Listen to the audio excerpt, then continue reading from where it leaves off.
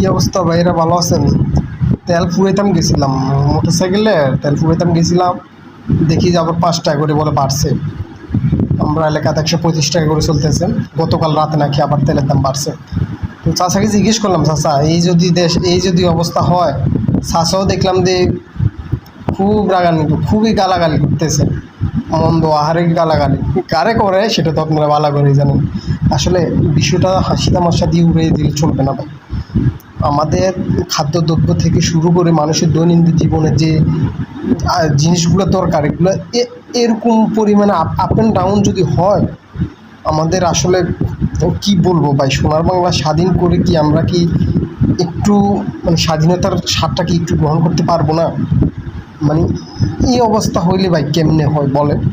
আসলে যেদিন দেওয়ালে পেট ঠেকে গেছে অলরেডি, কোন দিন জানি মাঠে নেমে যায় আল্লাহ জানে। ঠিক আছে।